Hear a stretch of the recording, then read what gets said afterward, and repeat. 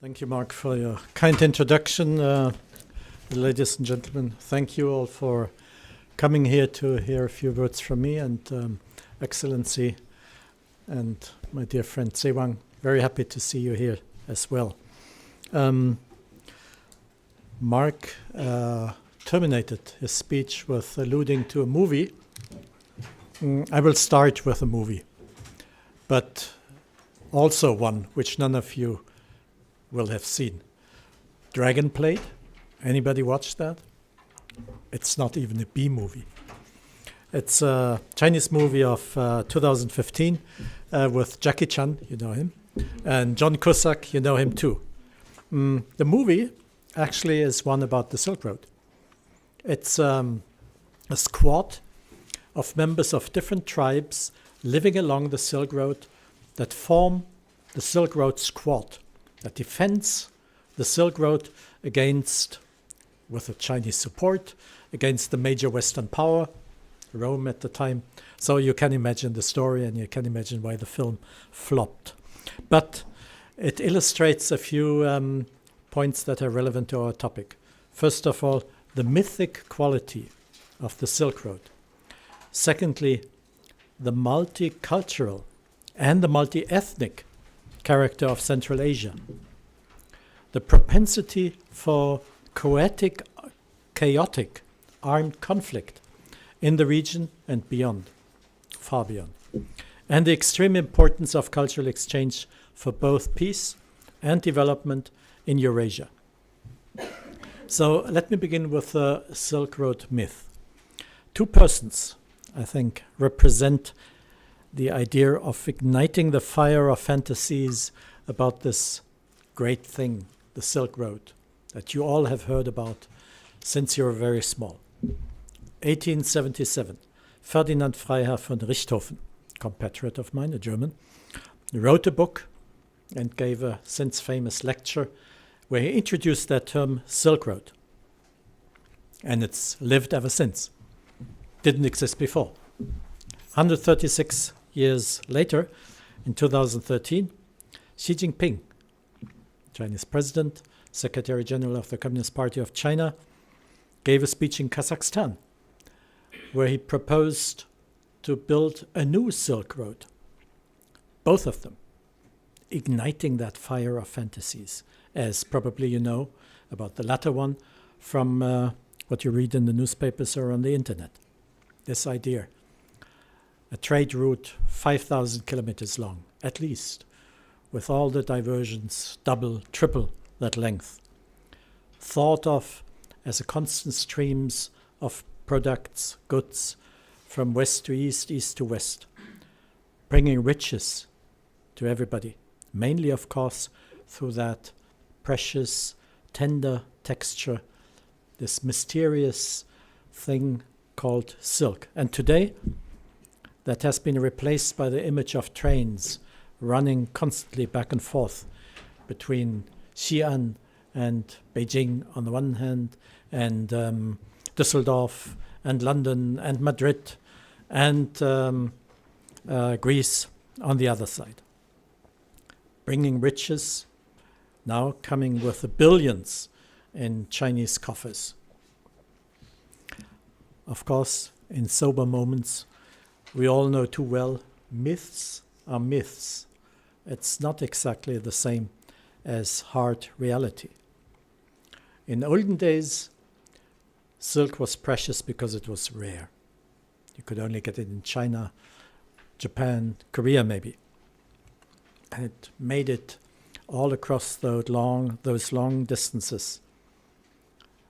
Lands that were not easy to cross. Deserts, mountainous areas. Travel from China only to Samarkand, the biggest hub of Central Asia, already was slow and treacherous. And from there on to Western Europe, it was the same. So actually, in fact, the volume of goods was relatively small.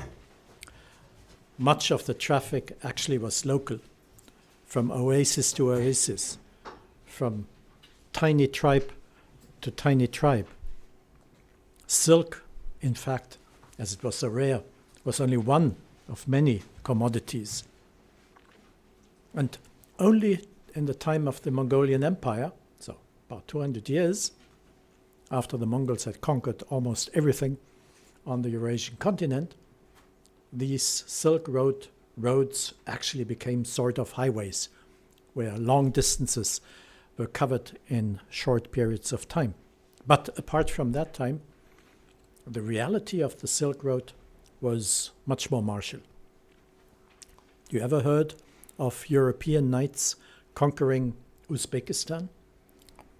Romans, Chinese, Indians, Persians, Arabs? Arabs, yeah, okay, they came close. Most of the time, it was the other way around. Ever since humans mastered horseback riding and shooting bows and arrows, shooting arrows from their bows, from the back of horses, the hordes, great numbers of people, nomads, went from Central Asia to conquer other parts, large parts of the world. That was the old Silk Road. I'll get to the hard reality of the second Silk Road later. Let me go a little bit to a topic that Marx already alluded to. Today's international order. It's defined, it's imprinted by the international system that was created at the time the United Nations were created in 1945. And it's based on the principle first time put down in writing with the Westphalian Peace in 1648. The principle that all sovereign states formally have equal rights. And since the year 1928, in addition, countries agreed that going to war was legitimate only if it was for self-defense. So, if you look at the map of today, you realize how many ethnicities presently need to defend themselves, or whatever. Anyway, this kind of international system functioned during the whole of the Cold War because both superpowers, United States and the Soviet Union, supported it. So the bipolar division of powers was quite clear, and that is not true anymore today. With the end of the Cold War, happy as we are that it's ended, the two blocs got dissolved, or better, they multiplied, became smaller. And with the increase of spheres of influence, of newer, ever more newer rising powers,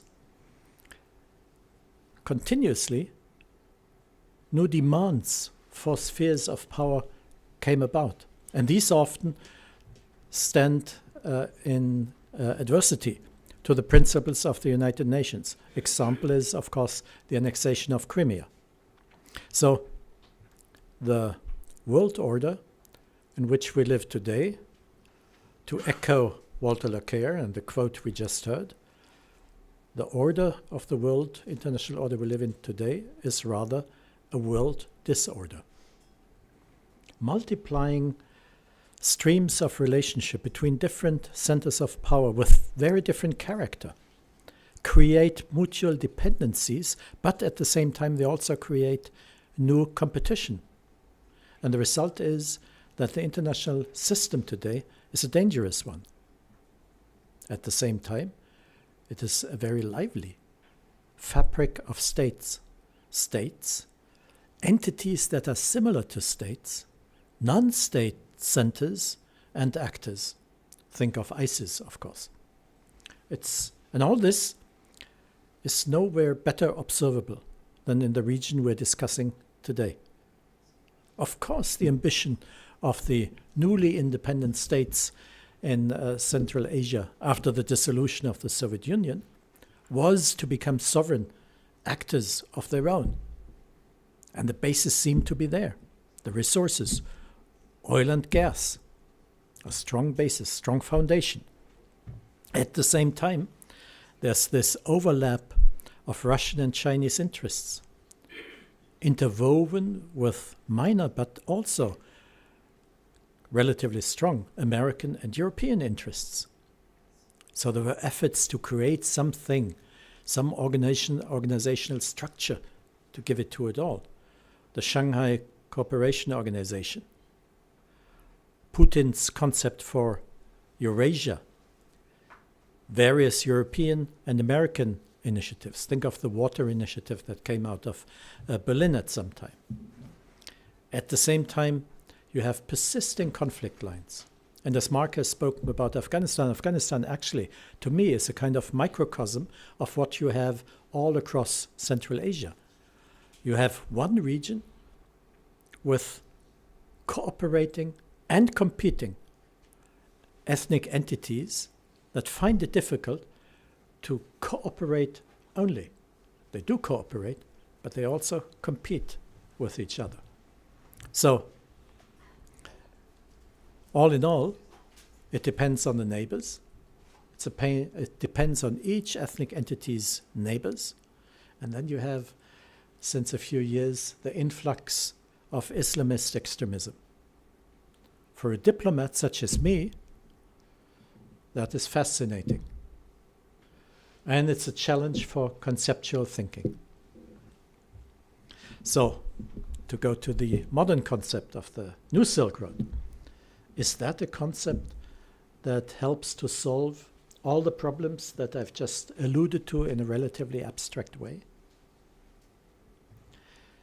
The major effort in the realm of foreign policy of the man who is the only one at the side of Chairman Mao now, since 24th of October, mentioned in the statutes of the Communist Party of China as a philosopher, is Xi Jinping. His major effort is the New Silk Road. New Silk Road, then it was called the New Silk Roads because the Maritime Silk Road was added to it. Then it was called the One Belt, One Road, which somehow didn't come across so well in other languages except Chinese. So then it was the Belt and Road Initiative, and that's what the New Silk Road's being called now. It was a public relations triumph. And I've just been myself to China for the party congress and saw how day for day, day by day, this was celebrated. Mao destroyed the old order. Deng Xiaoping laid the foundations of the modern economy of China, and Xi Jinping is rejuvenating China. And his plan actually in 2013 was very simple. He didn't think of the mythic quality of the Silk Road term.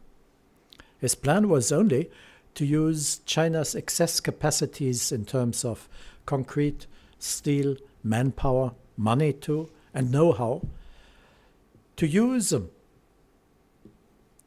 to develop a number of countries across Eurasia, and later on, once they started talking about the Maritime Silk Road all the way to the coasts of Africa. That plan has proved a political masterstroke at home, in China, and abroad as well.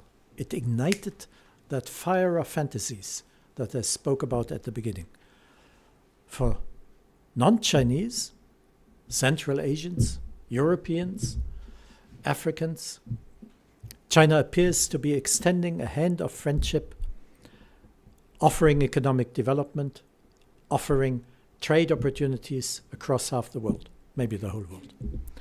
A huge infrastructure investment seems to be there, coming with a promise of credits, commerce, and no Western-style strings of human rights, democracy, ideas or so attached. $900 billion was the amount of money offered in the very first instance. $900 billion, all from the foreign reserves of China.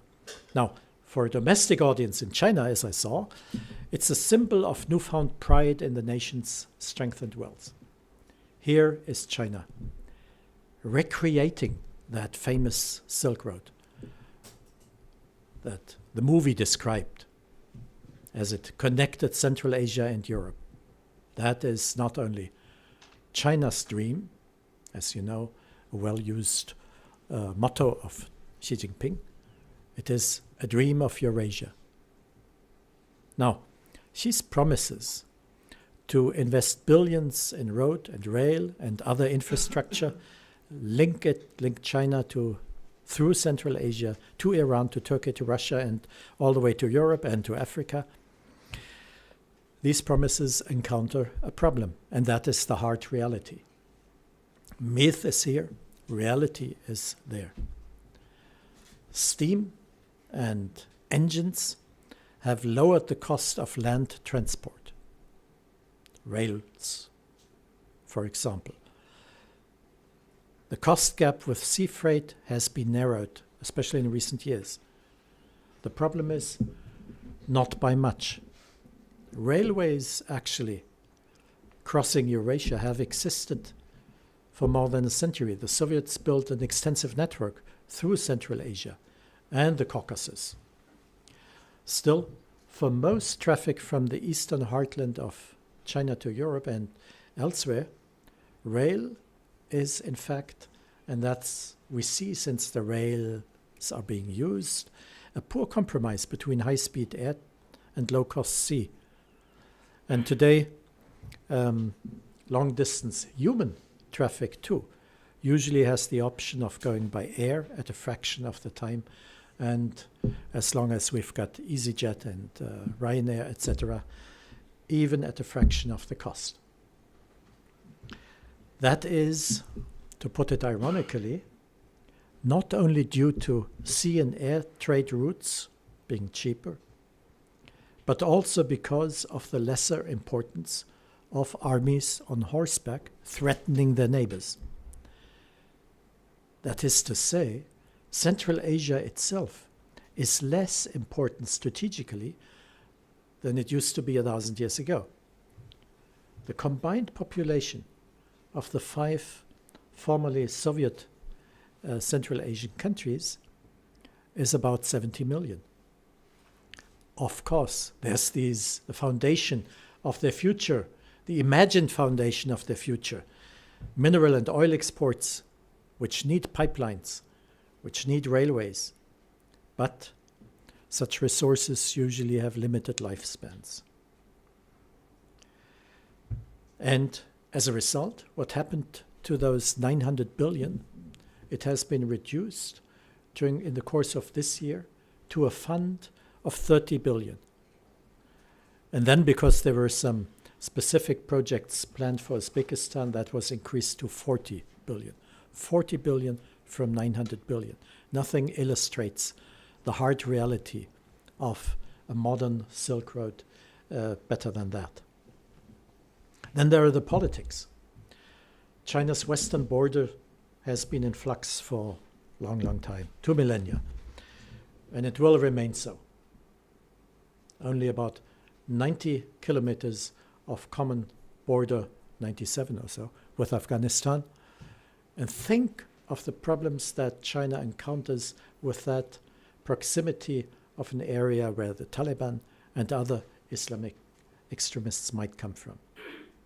Xinjiang, which is a problem for China since decades, and that has to be crossed in order to cross through Eurasia. There's the problem of Tibet, which our friend Sewang Norbu is going to talk about later today, which is not going away that easily. And then, of course, there's China's friendship with Russia.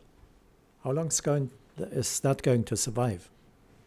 It's kind of a parody of the Cold War Sino-Soviet alliance, and that even didn't last longer than not even 20 years. And now we have a time when China has totally changed the world power balance in its favor. So that alliance is maybe an ephemeral expression of both countries' distrust of the United States. Putin is suspicious of the objectives of Xi Jinping with his Belt and Road Initiative.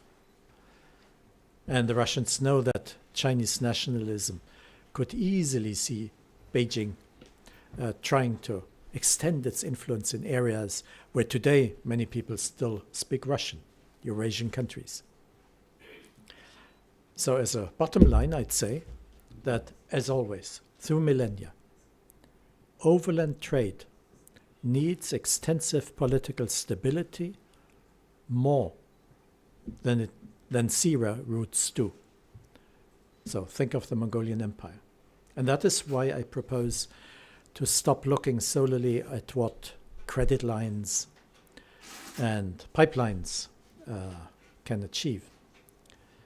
The relationship of culture and diplomacy shows us a different path, and you've heard a few words about that previously.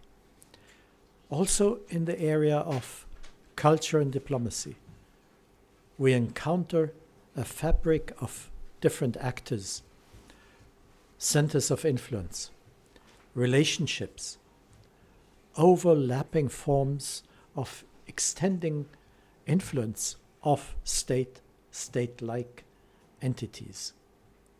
Now look at social media and look how the various aspects of culture present themselves through social media and demonstrate how the world looks like, how it could look like.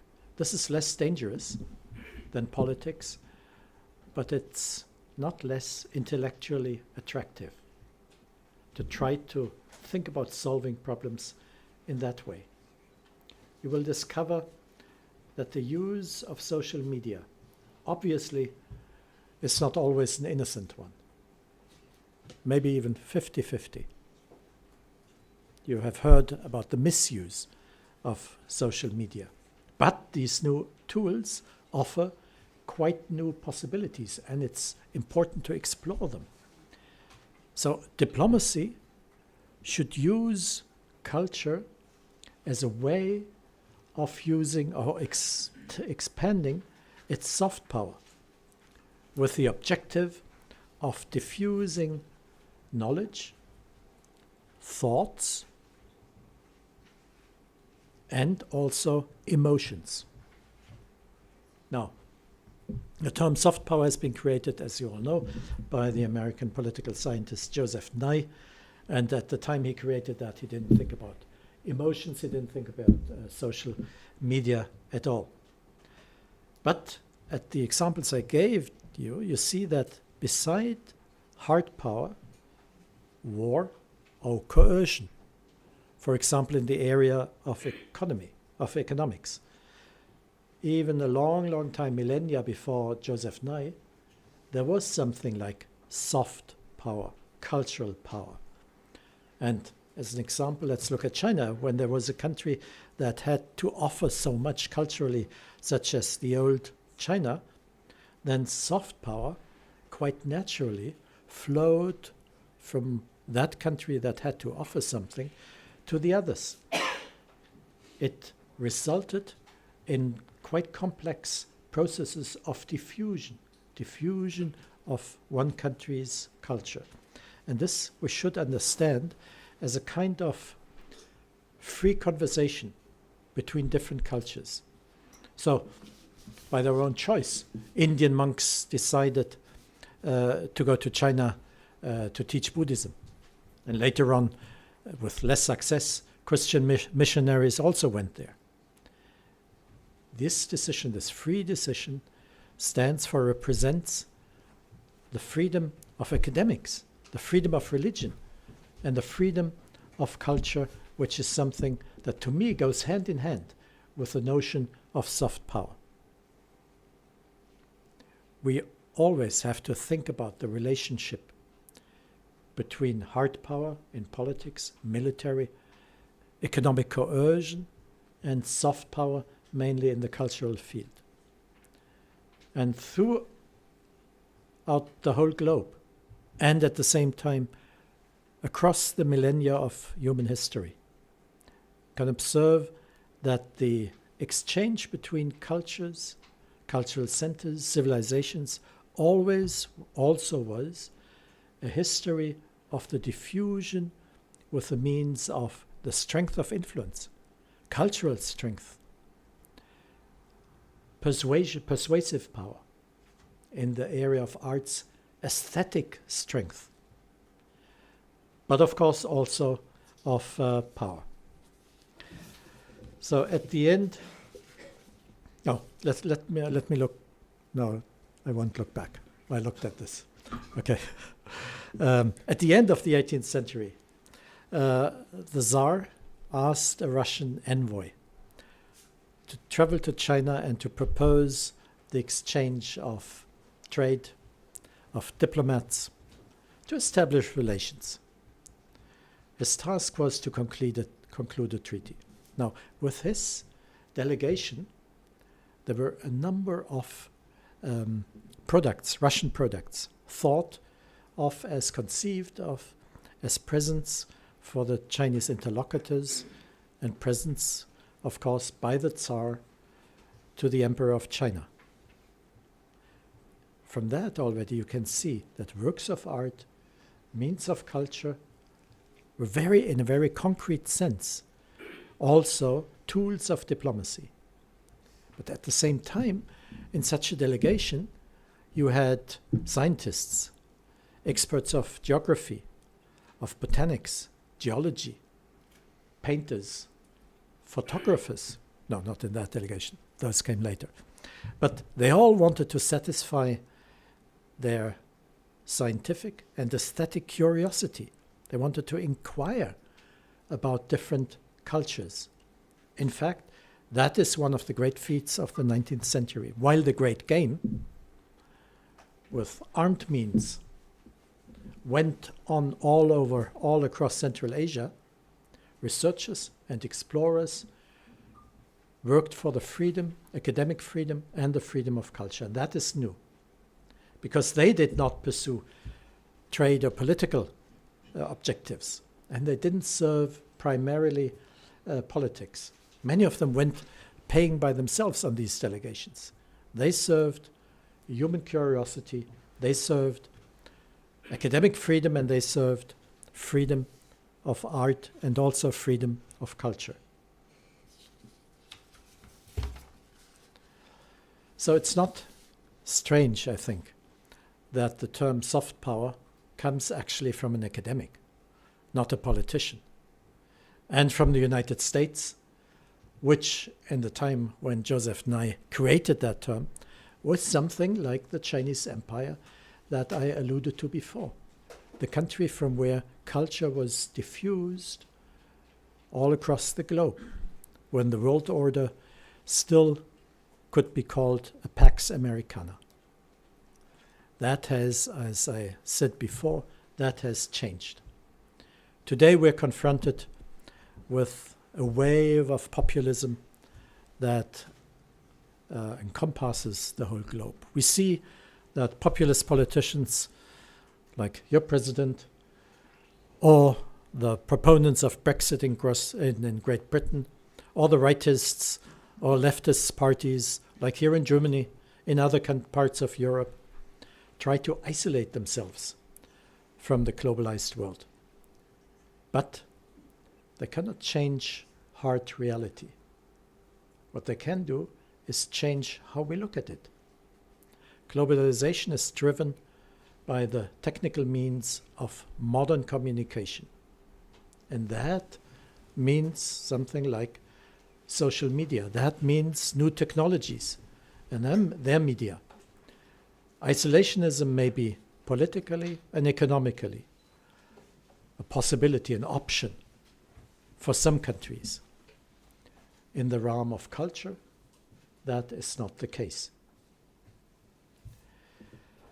But that exercise of soft power doesn't work automatically, and it doesn't usually work the way someone would like to have it. I've often heard from Chinese diplomats or journalists complained, how is it that the Chinese all like Germany, but in all polls you find that Germans don't like China? Then I always say, don't like China means the Chinese leaders. But it is true, the Chinese government, since more than a decade, pays lots of money to promote Chinese soft power. You know all about the Confucius Institutes. And all this seems not to work. In fact, the repression of culture and cultural life and civil society life in China itself, in Tibet, elsewhere, is known in the West. And that cannot be suppressed by ever so much money and efforts to promote soft power, Chinese soft power. The repression of the freedom, academic freedom at Chinese universities, just very recently, is an example for how that is replayed in the West and how it turns from positive soft power into negative soft power. Because what's lacking here is the freedom that I spoke about. For soft power and cultural diplomacy and promotion of freedom through soft power means you can only use what's already there. A repressive regime cannot use something that is not there. Governments have to use, diplomats have to use culture that has developed free, independently of what governments wanted to do. Of course, it's an almost romantic view to see art as such as a progressive force.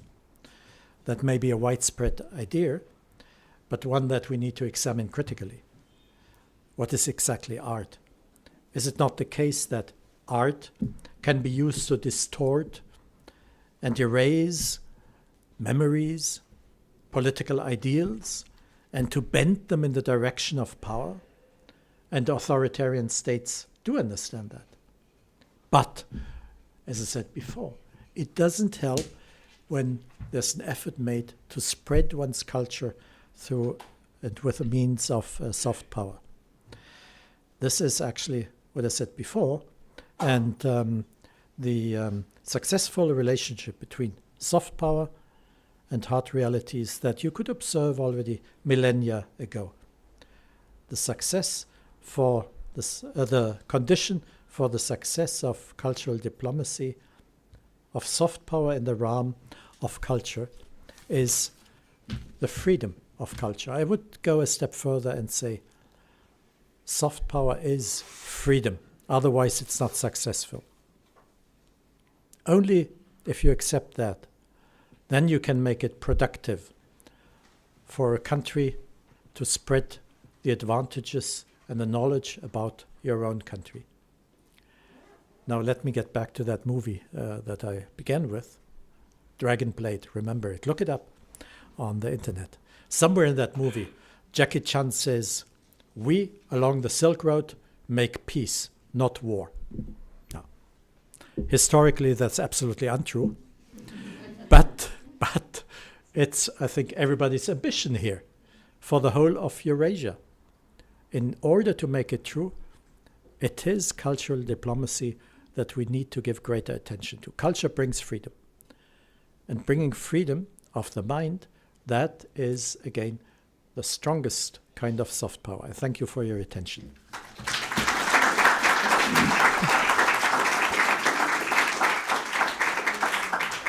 If you could stay here for a moment, I'm sure we have some questions and comments. Sure. I'd love to give the opportunity to our guests and participants. Sure. As always, if you could raise your hand and then briefly introduce yourself, so the professor knows also where you're from, that would be excellent. But feel free. Questions, comments, we'll start here, please. Nasrullah Sahibzada, and I'm from Afghanistan. Thank you very much, sir. We really appreciate this. Was very fruitful information.